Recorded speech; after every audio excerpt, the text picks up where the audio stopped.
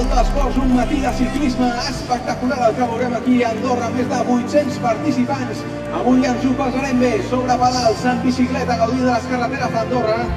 A les 20:30, sortida d'aquesta fantàstica cursa cicloturista que veurem aquí a la Massana, a Andorra, circulant per tot el país, per uns ports fantàstics. Ja hem acabat al mític port de la Coma. Benvinguts a Andorra!